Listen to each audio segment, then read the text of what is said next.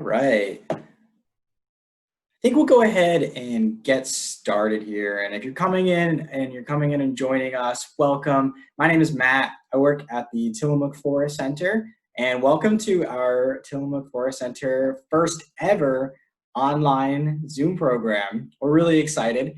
And today's program is called Cougars, Our Secretive Neighbors. And we are very pleased you're here. Before we jump right into the presentation, we would like to learn a little bit more about our audience. So if you'll notice at the bottom of your Zoom screen, there's a couple of different icons you can choose from. And there's a Q&A function and also a chat box. And if you could please in the chat box type in the zip code from where you're watching and also how many members are in your party or your group. We'd love to be able to know a little bit more about where you're all watching from and how many members are in your group. So while we wait on a couple of more of these answers to come in, and for folks who are just joining us now, tonight's program is going to be about an hour. We're going to have a little bit of time at the end for some questions and answers. And any questions that we don't get to, we're going to follow up via email tomorrow, and we're going to address all of those questions that we don't have time for. So I'm also about to launch a poll.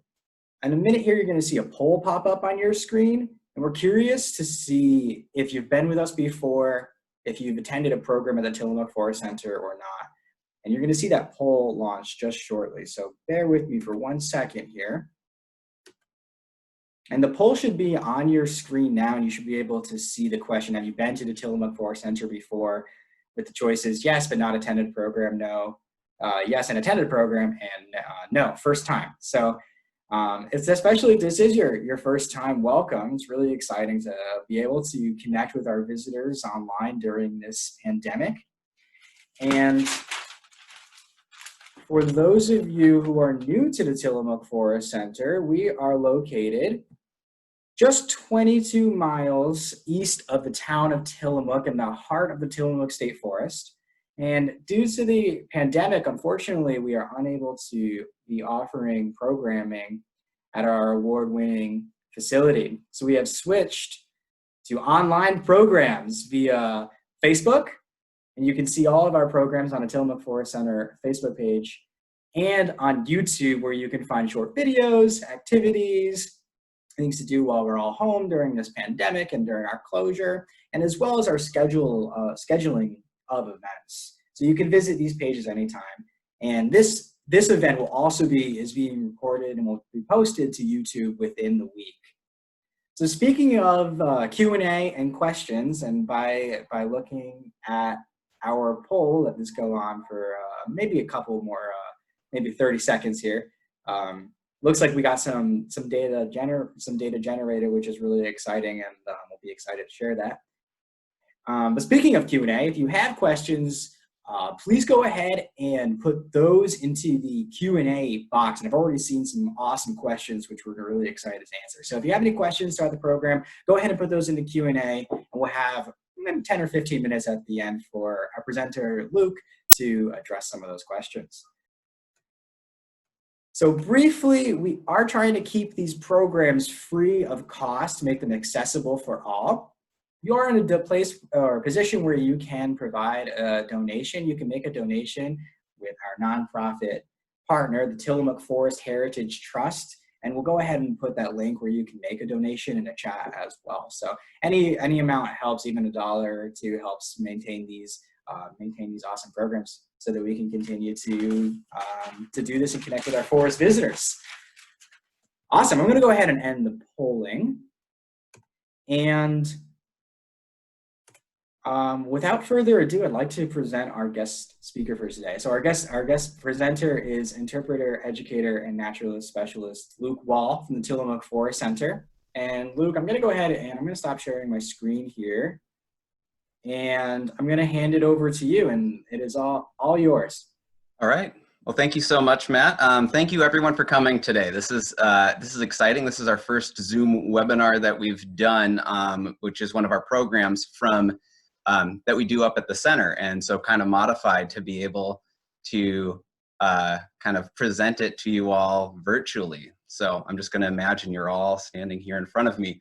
I do have some props and things to use tonight, but I also have lots of photos that I'm going to be sharing with you. So I'm going to get started in that in a moment.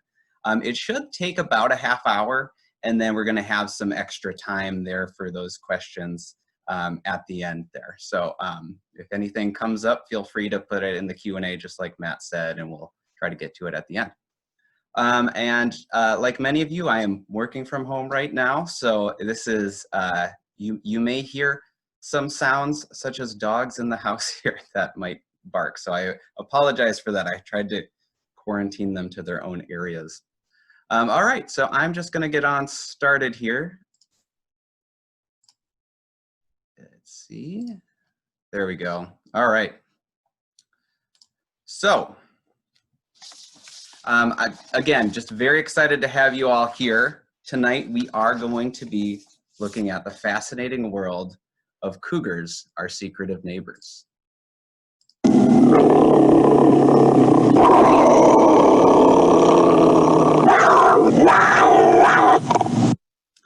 Don't be a scaredy cat of our elusive neighbor, the cougar, because like a good neighbor, they mostly keep to themselves.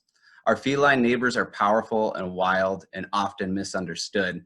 And back in the day, Mr. Cougar's neighbors were evicted actually from Oregon, and now they've since moved back in. Oregon and the Tillamook State Forest are cougar country, so it's important to keep, to be safe in Mr. Cougar's neighborhood. A lot of times we're afraid of what we don't understand. So what we're gonna try to do here is understand our wild and misunderstood neighbor. So how many of you have heard of a cougar, a mountain lion, a puma, a panther? So all of these in North America are the same cat. And that stands for the scientific name, the name that, the Latin name for this that scientists use no matter where they are across the world is Puma concolor. And that means a cat of one color. Because in general, they have that coat that's just one color all the way across their body. However, this coat can change from kind of a light tan to a darker cinnamon color, depending on the cat. So it's not that they're always the exact same color. They kind of vary a little bit. Some things that you'll notice as well is that very long tail and that black tip to the end of their tail. They also have black on the ends of their ears and also kind of a little bit around their muzzle as well. Probably the most unmistakable thing is that long, long tail. In fact, I have a coworker who was up driving around in the forest and saw this big brown dog walking down the road one day. And when it turned, she knew immediately it was not a dog anymore because she saw this tail that was about 3/4 the length of the body and knew that is a cougar. And that is a very rare sighting. They're not often seen in the forest. So she was able to see it that day. But that tail is going to be the giveaway. The only other wildcat that we have in our forest is a bobcat. And bobcats, you'll notice, have a much shorter little tail right there. They're a smaller cat, and they also have spots all over their body. There's one time in a cougar's life when it does have spots, and that is when it is a kit. Just a little baby cougar, essentially. This can look a lot like a bobcat and often gets mistaken for a bobcat, but the thing that you'll notice is this long, long tail. Bobcat's not going to have that. Bobcats are very good mothers, actually. They have about 2 to 3 kits in a litter, and as soon as the kits are born, the male leaves immediately after mating. So males really have no part in their upbringing, and oftentimes males can be dangerous to the kits. So females want to be away from those males. So when they're denning up and raising the young, they're teaching them, they're nursing them, teaching them to hunt. And if you listen carefully to this slide, you might hear a familiar sound.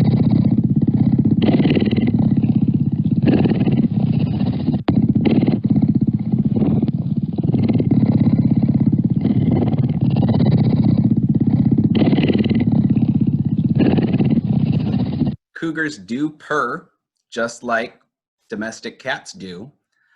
It's going to be a little bit, I would never want to be close enough to hear a cougar purring, but they are very good mothers. They are going to be teaching, and the kids are actually going to stay with their mom for a little while as she teaches them to hunt.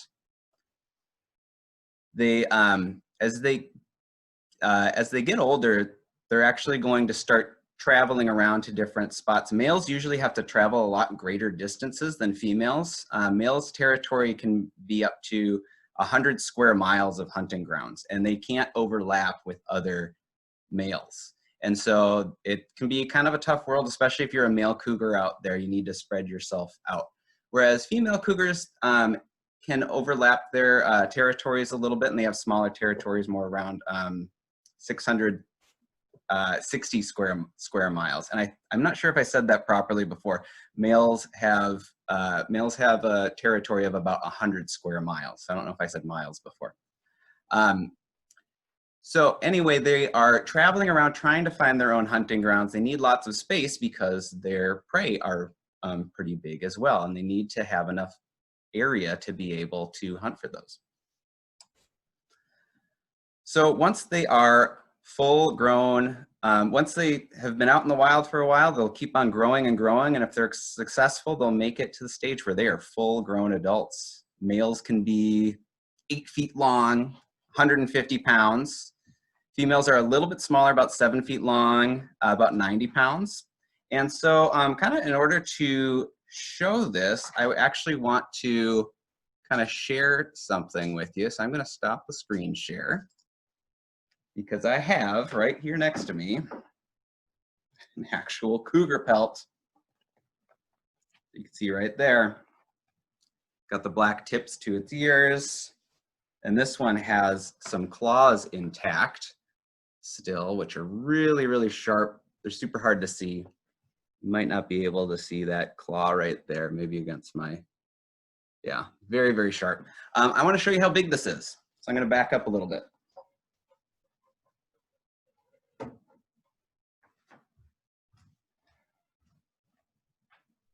So here is a cougar pelt, head all the way to the tail, right here. So a very, very big cat.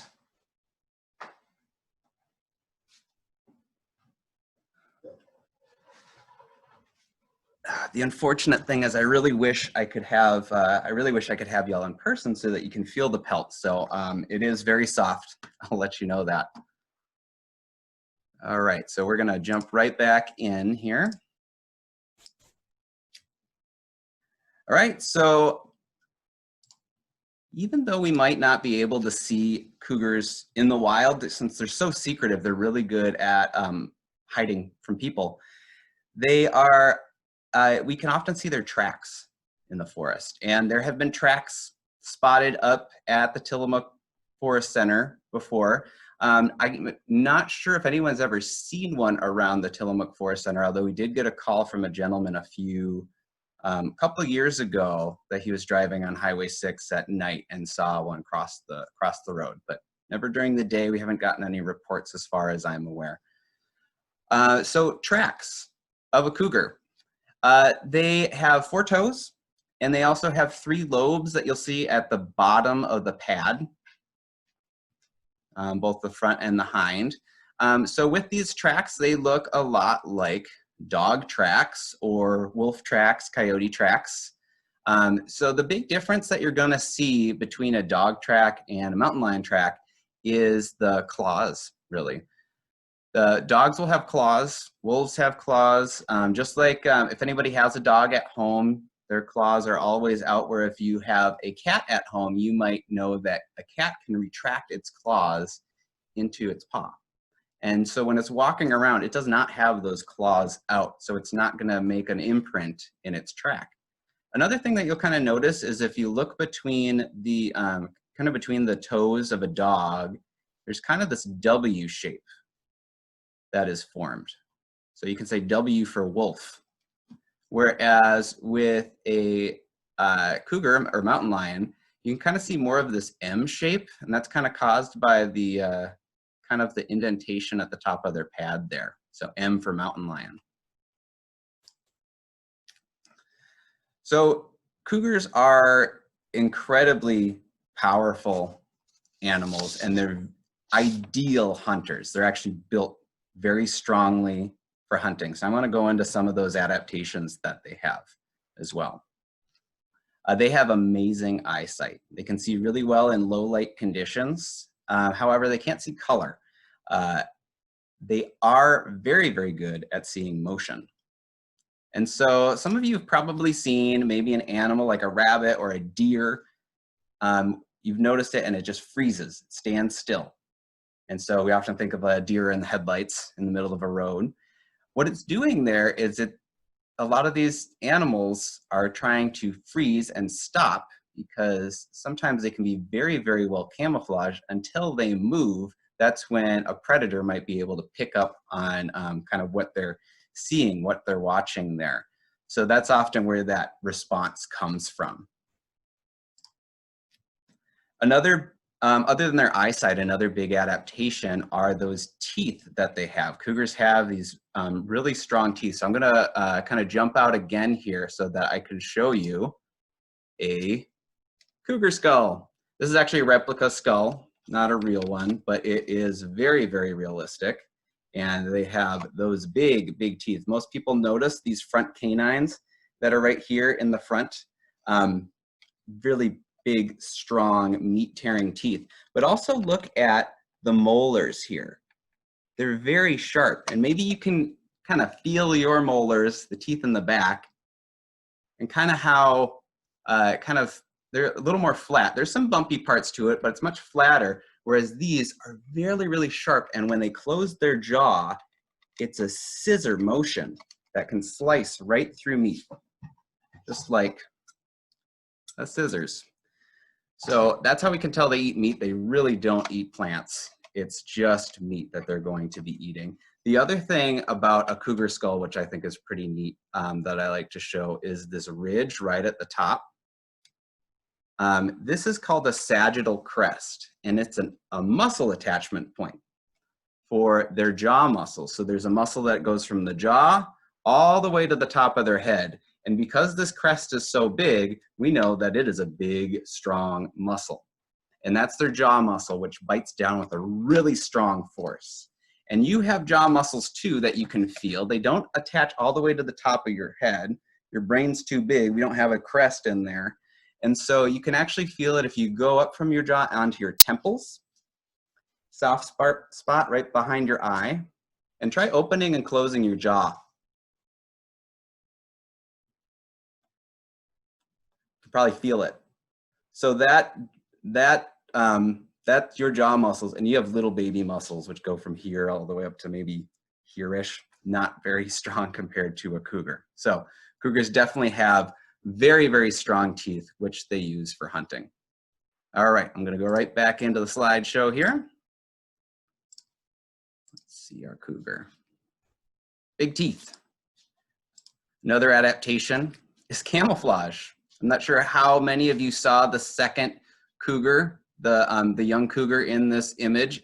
Normally, I never see it right away. I always have to kind of look again for it. But they can blend in really, really well, especially with rock and dry plants, things like that. So they can do a really good job of blending in. And they need to camouflage too because they want to be able to sneak up on prey. So that's kind of the big goal there for them. Now their prey, the food that they love to eat, they'll eat most things that they can catch. So rabbits are definitely fair game for them. Beavers, raccoons, porcupine, birds. A lot of young cougars start hunting bugs like grasshoppers. The thing about cougars is if they could have their favorite meal, it would probably be deer or even some elk. They can take down animals that are bigger than themselves. And the reason they like deer is because a deer, they can't eat the whole thing in one sitting. So it's really kind of like they're doing a good few days worth of groceries when they can hunt a deer. And what they'll do is they'll actually bury the deer in the, they'll kind of bury their kill and come back for it later so that they can eat off of it later. So it's a nice, good meal to have for a long time. The way that cougars hunt and a lot of cats hunt is they usually stalk their prey, and they want to be able to come at them from behind because those jaws are really, really strong.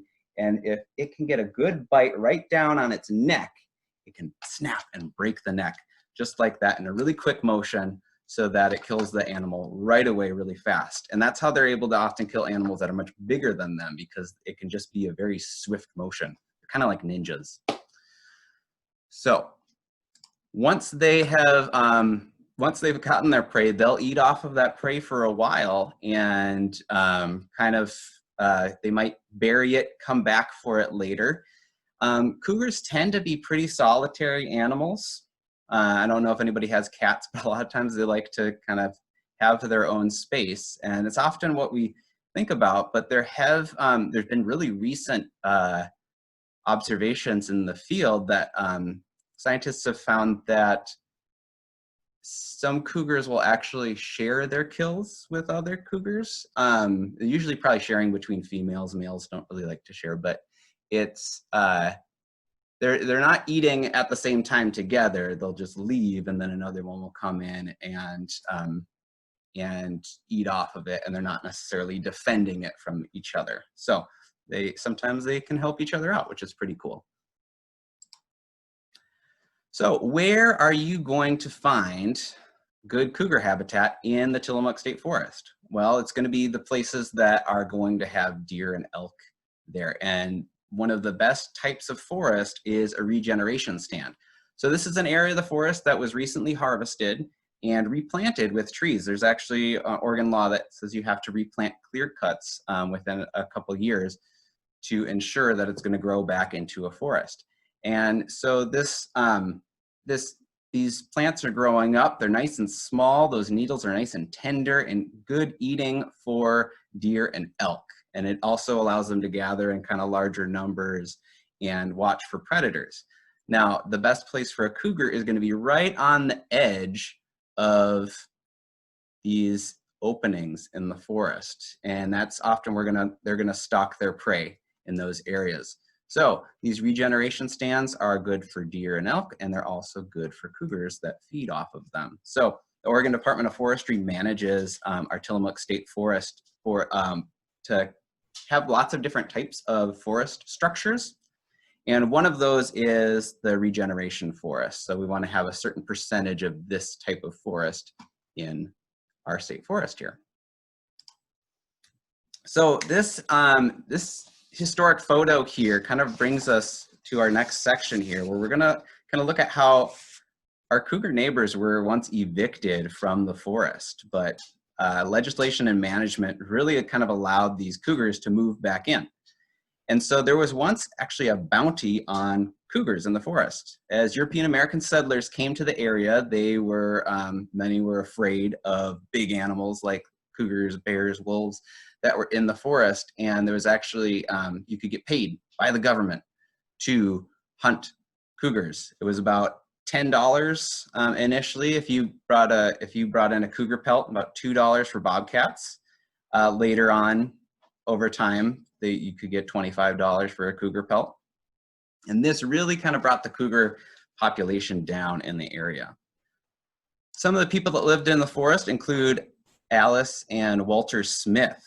And they had the first homestead kind of in the upper parts of the Wilson River, really, really close to the Tillamook Forest Center. So that is actually, the place that was their homestead is now a day use area that you can go explore. And so you can kind of see what that looks like in that area. There's no old buildings there anymore. There's just there's a field with some old trees that they actually planted that wouldn't have been in the forest if they hadn't put it there. Anywho, there's a story that's been told back in 1895. There were a group of travelers that were on the front porch of the Smith homestead because it was often kind of, they housed a lot of people that were traveling on their way from the coast into the valley. And suddenly a woman cried out, "There's a big brown dog at the end of the road." So Walt immediately knew that it wasn't a dog when he heard it, and he went to go get his rifle. And what he saw was there was a cougar pawing at some food scraps that were left behind from some campers. And Walt shot that cougar just as the McNamara stage was coming around the corner, coming into view. And there was so much excitement going on, and all of a sudden there were all these people around, and they weren't expecting to see a dead cougar in the road. They went out to measure it, and it was about 8 feet long. And looked like it had been wounded by either another cougar or an elk. So it was a really big animal. We also have another story. This is actually a story that you could read in the Forest Center if we were open. We have a log cabin area, and there's some journals you can look through. And so this one's about John Coombe, who worked for a logging company, and he was about 20 years old. This was in 1906, and this is the only cougar attack that we know of in the forest, especially along, or at least along the Wilson River area. And I guess he was walking down, around Kansas Creek Road area, which is at about it's about 11, 12 miles east of Tillamook. And he had actually gotten attacked by a cougar, had jumped onto him from behind, and he fought at it and was able to get a pocket knife and slash it right above the eye, and which disoriented it, and it ran away. And he was able to go get help from some homesteaders nearby, and they since went and shot the cougar. And apparently he had the pelt as a rug in his home with the little cut right above its eye he could show to anybody who came to his house. So with all of these just kind of attacks that had happened over time, or all this hunting and the bounty that happened over time, cougar population really dropped. And so only 200, by the 1960s, only 200 cougars remained in the state of Oregon. So not a lot of cougars anymore. There were thousands before that, estimated.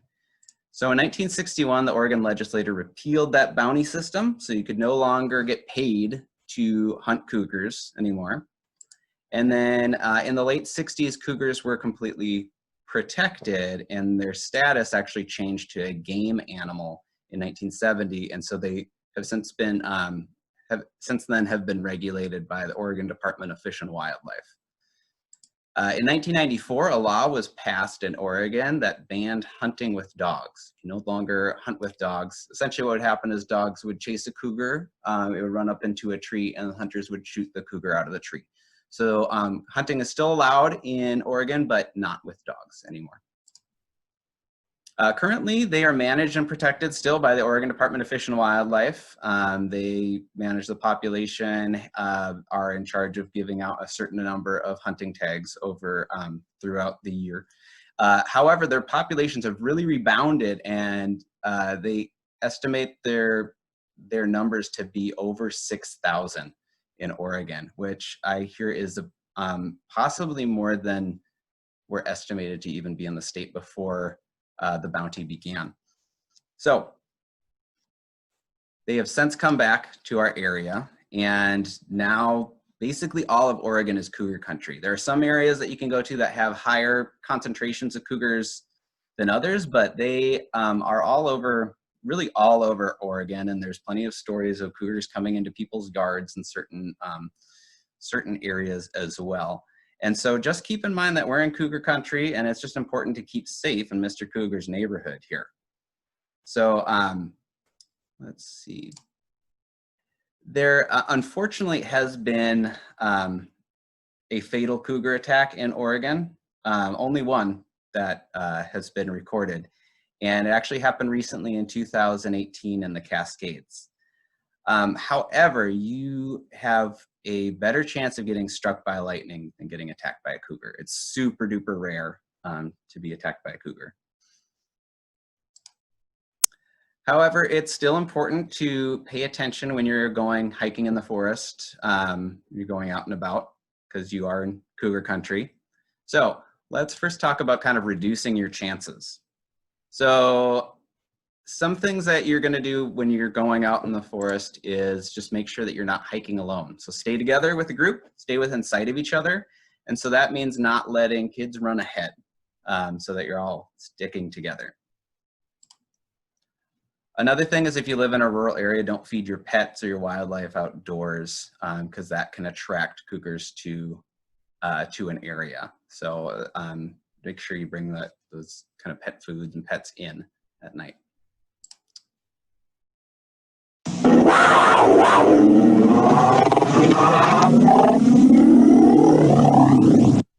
So let's talk about what to do if you encounter a cougar.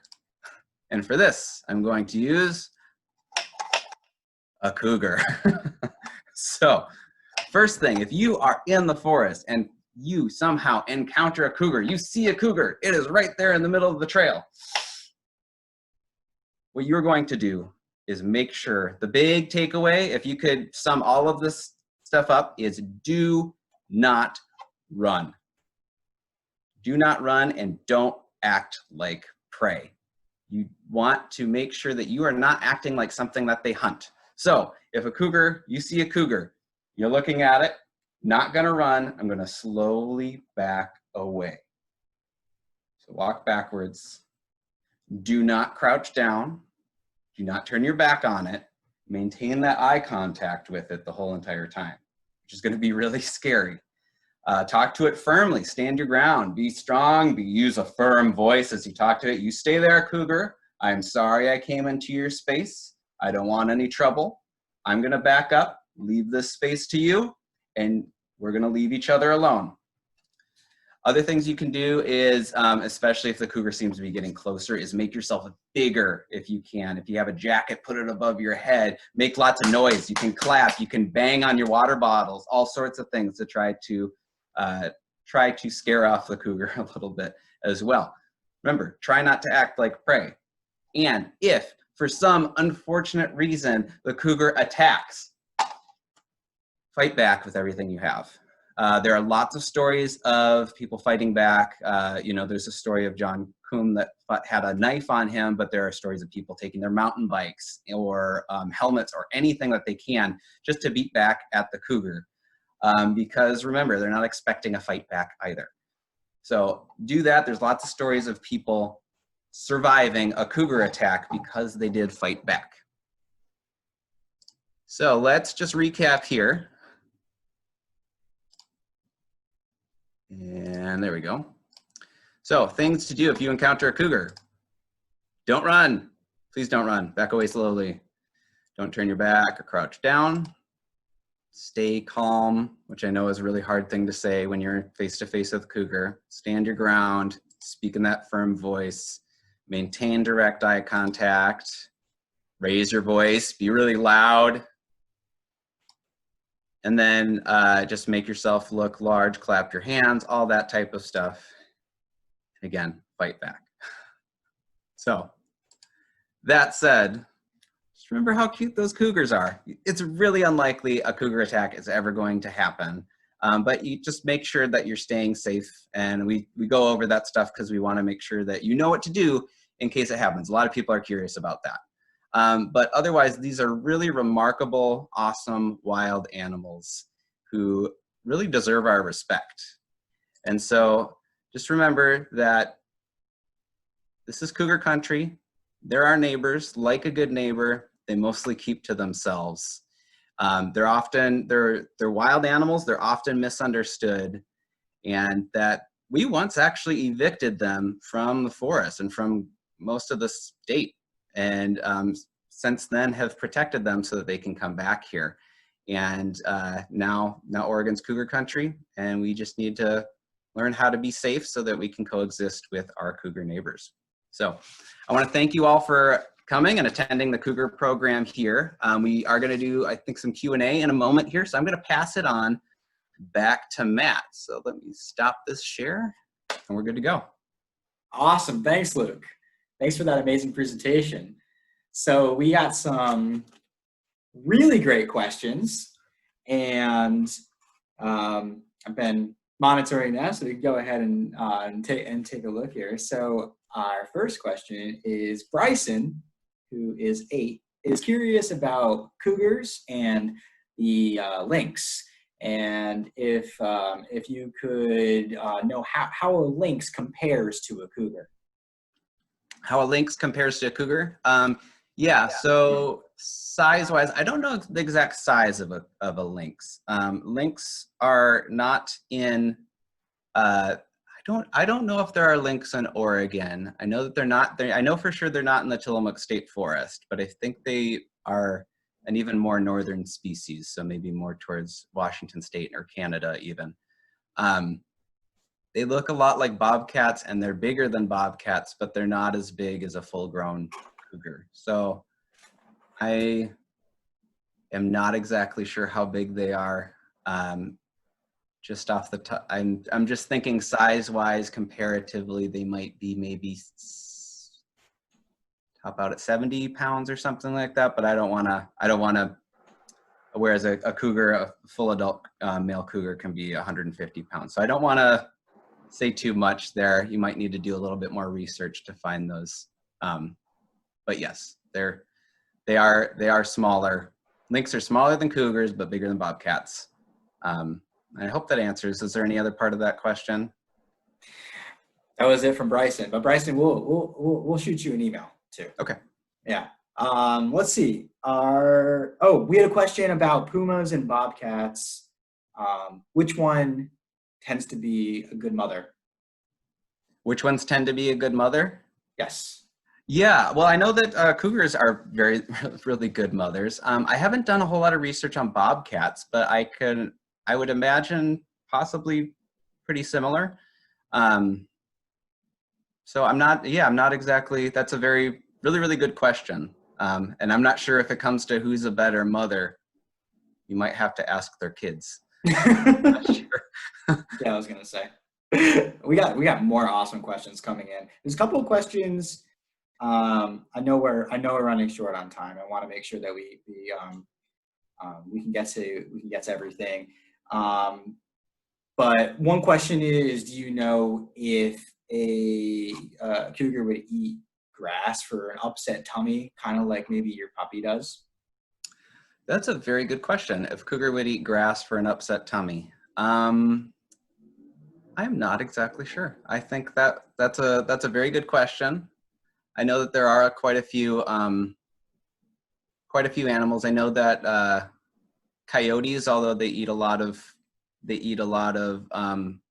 meat as well, they'll also eat berries and they'll eat grass and things like that. But I'm not exactly sure about a cougar if they eat grass. So maybe that's something that we can research and maybe send up in a follow-up email if somebody's asking. Yeah. Good question. Couple of questions about cougars and interacting with them in the wild. I want to kind of maybe group a couple of these together. We have a question about an individual seeing cougars in their neighborhood in forested areas. How can you protect yourself while hiking? Yeah, very good question. So the big thing is, I would say the number one thing to protect yourself when hiking is hike with a buddy. Most of the time when we hear about cougar attacks, they are generally when somebody is by themselves, usually jogging. Another thing is it can be time of day as well. Cougars tend to be a little bit more active kind of around dawn and dusk. So kind of thinking that kind of paying attention to the time of day, but however that, you can look at, I don't want to say that that's exclusive. So there's, there have been cougar attacks reported in the middle of the day. There have been cougars that have attacked 2 mountain bikers. I've heard a story about that. So, but if you want to just reduce your chances, those are going to be the things to do, is pick a good time of day to go hiking, and make sure you hike with a buddy. You're really unlikely to run into them, especially if you're hiking with a friend. Other things that I want to kind of show you is, I would hand out a bunch of stuff if we were up at the Forest Center. And some of the stuff you can actually find resources online. So this is a brochure from the Oregon Department of Fish and Wildlife. Oregon is cougar country. Shows you how to identify their tracks and has a lot of good information for folks that are recreating in cougar country. If you're living in rural areas, I know that you can find this online. So if you look up the Oregon Department of Fish and Wildlife and cougars, you can just Google search. I just Google searched Cougars, Oregon, and it was the first link that popped up. And it's going to have lots of good information on there for if you're going out in the forest and wanting to recreate. So that's a resource I would have you go check out if you're really curious about this. So I got a question from Char Smith. Two questions actually. Are cougars the same as mountain lions? And then also, what about bear spray or bait you can throw in an opposite direction? And is it legal or illegal to shoot? So let's see. So I think I heard first one was about cougars and mountain lions. Same thing? Are they the same? Yeah. Yep, same animal. Cougar and mountain lion is the same animal. The other questions, I think I heard two about kind of running into them. So bear spray was an idea, right? Mm-hmm. I would say bear spray definitely couldn't hurt. I don't actually know. And that's the thing, is the Oregon Department of Fish and Wildlife might have more resources on there. I don't see anything, I haven't read anything in there about carrying bear spray, so I'm not exactly sure. But it could be, you know, I would think that would probably be a helpful thing to have with you. You know, Oregon's also bear country, so it's good to have. So why not? Good to hike with that anyway. And then in terms of, is it okay to shoot? Is that what was that the? Yeah, that's the follow-up question. Is it illegal to shoot? Yeah, I mean, I don't know if you would really get in trouble for it. Yeah, that's another question to maybe pass on to the Oregon Department of Fish and Wildlife, is they would know the legality of it. I do know that anytime there is an attack, so for instance, with that attack in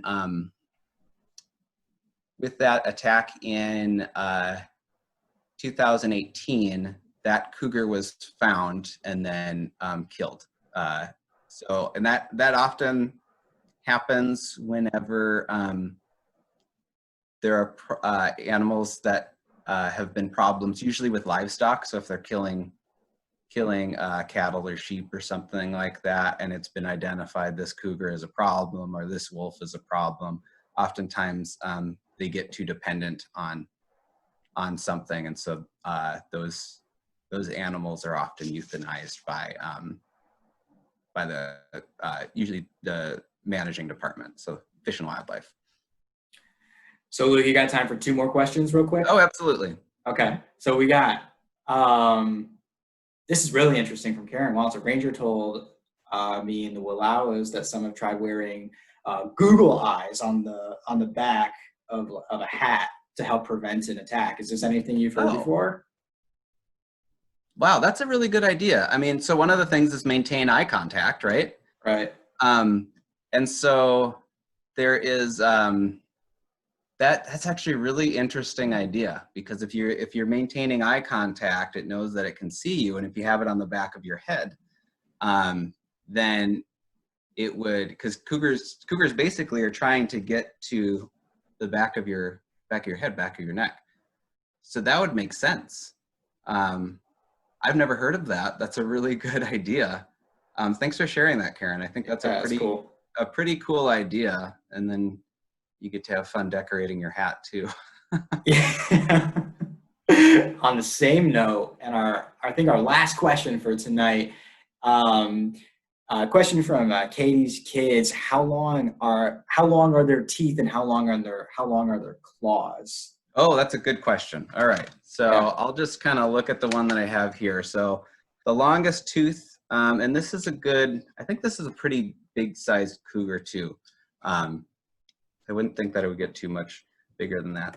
I would say that's probably under 2 inches. I would say maybe inch to an inch and a half there. And I'm just looking at the examples that I have here. I don't know. There might be numbers that said there was this saber-toothed cougar that was found in Utah and it had super long teeth. But this is what I have so far. So I'm gonna have the paw here. You can kind of see some of those claws. So I'm looking, and here's kind of a good view of this one here.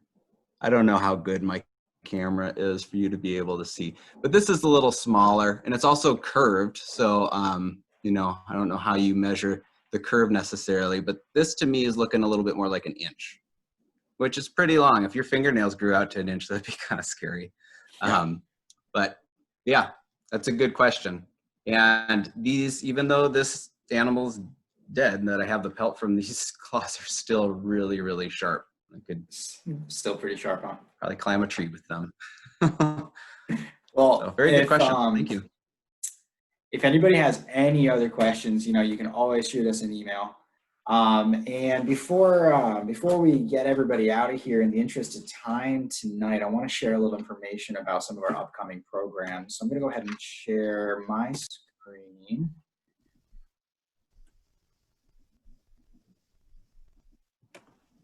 And bear with me for a quick second here. So thank you so much for everybody for attending. Thank you, Luke, for this awesome presentation on Cougars. Oregon is Cougar country, and we got a couple of really awesome programs coming up. So if you're interested, in a couple of weeks, same date and time, Tuesday at 7 p.m. on September 15th, we're going to be taking a look at another Oregon wildlife, owls, silent hunters of the night. So join us for a program on all things owls, talons, silent flight, and all sorts of good stuff. And then we're really excited to launch a series of trivia. We're going to start a series of trivia nights on the third Tuesday of each month, and those dates are listed at the bottom of this screen. You can also find these times and dates on our website or our YouTube and Facebook pages as well. And they're going to be really, really fun, and you know, bonus points to anybody who gets the reference to the Keep Oregon Green image. Here we're excited to have a whole bunch of forestry nights. So that's it, folks. Thank you so much for coming out tonight on learning about cougars. Again, if you are in a place or position where we're able to provide any sort of donation, a little bit goes a long way and helps us to maintain these awesome programs. And we're going to go ahead and put that link in the chat in a minute here. And look out tomorrow for a follow-up email with some, some more information regarding our online programming. So thank you all for attending, and have a great night.